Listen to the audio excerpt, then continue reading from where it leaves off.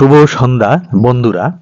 আজকের সংবাদ শিলচর, সোমবার 17 ফেব্রুয়ারি 2025।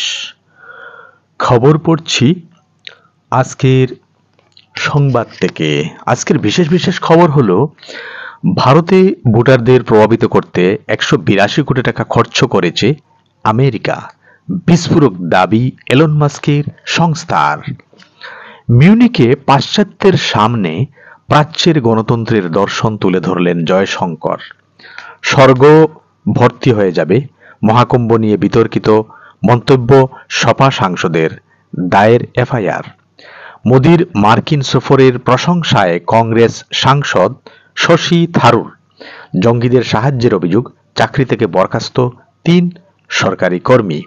নেই বিদ্যুৎ, মোবাইলের আলোয় রোগীর ক্ষতস্থান সেলাই করলেন ডাক্তার। আদালতের নির্দেশে স্টালিন সরকারের হাতে এলো জয়ললিতার সম্পত্তি।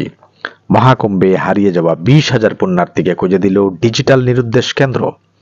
বেজিং এর নিশানায় বৌদ্ধ শিক্ষা কেন্দ্র, বহিষ্কার 1,000-এর বেশি ভিক্ষু। এবার বিস্তারিত খবর।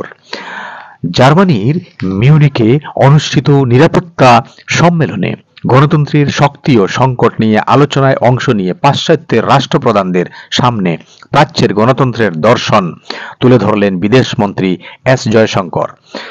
মার্কিন সেনেটের এলিসা স্লটকিনের বক্তব্যের বিরোধিতা করে প্রাচ্য ও পাশ্চাত্যের গণতান্ত্রিক ধারণার পার্থক্য স্পষ্ট করে দেন ভারতের জয়শঙ্কর। জয়শঙ্কর বলেন, গণতন্ত্র শুধু ভোট দেওয়ার অধিকারেই সীমাবদ্ধ নয়, বরং তা মানুষের জীবনযাত্রার মান উন্নত করার মাধ্যমও।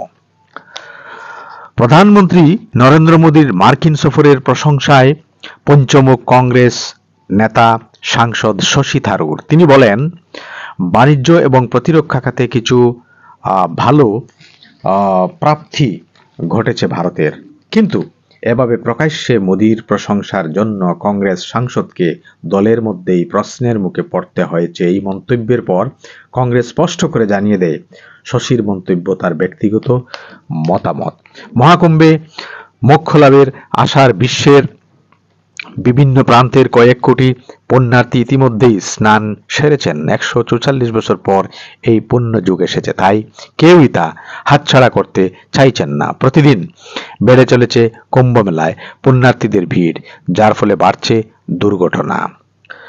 বেজিং এর নিশানায় এবার বৌদ্ধ শিক্ষা কেন্দ্র। চীনা কর্তৃপক্ষ সম্প্রতি লারুং গার বৌদ্ধ একাডেমি থেকে 1,000-এরও বেশি তিব্বতী ভিক্ষুকে বহিষ্কার করেছে। সংবাদ মাধ্যম সূত্রে খবর, চীন কর্তৃপক্ষ এই বৌদ্ধ শিক্ষা কেন্দ্র থেকে ভিক্ষুর সংখ্যা 6,000 থেকে কমিয়ে 5,000 করার নির্দেশ দেয়। এরপরই বৌদ্ধ ভিক্ষুকদের বহিষ্কার করার পদক্ষেপ নেওয়া হয়। মহাকুম্ভে হারিয়ে যাওয়া 20,000 পুণ্যার্থীকে খুঁজে দিল ডিজিটাল নিরুদ্দেশ কেন্দ্র। সূত্রের খবর, এই প্রথমবার মহাকুম্ভে নিখোঁজ পুণ্যার্থীদের খুঁজে বের করতে মেলার বিভিন্ন প্রান্তে বসানো হয়েছে ডিজিটাল নিরুদ্দেশ কেন্দ্র, যা নিখোঁজ পুণ্যার্থীদের সন্ধান দিতে বিরাট সাফল্য পেয়েছে। আদালতের নির্দেশে তামিলনাড়ুর স্টালিন সরকারের হাতে এলো প্রাক্তন মুখ্যমন্ত্রী তথা দক্ষিণের জনপ্রিয় নেত্রী জয়ললিতার স্থাবর সহ বিপুল সম্পত্তি। এর মধ্যে কয়েক কেজি সোনা, রূপোর গয়নাও রয়েছে। জয়ললিতার মৃত্যুর পর তার আত্মীয়রা এই সম্পত্তির দাবি জানিয়ে আদালতে আবেদন করেছিল। তাদের আবেদন খারিজ করে আদালত তামিলনাড়ুর প্রাক্তন মুখ্যমন্ত্রীর সব সম্পত্তি স্টালিন সরকারের হাতে তুলে দেওয়ার নির্দেশ দেয়। এরপরই শনিবার জয়ললিতার সম্পত্তি স্টালিন সরকারের হাতে তুলে দেয় কর্ণাটক সরকার। শেষ হলো আজকের সন্ধ্যার দ্বিতীয় পাতার বিশেষ বিশেষ খবর। ধন্যবাদ। আপনারা সবাই সুস্থ থাকবেন, ভালো থাকবেন।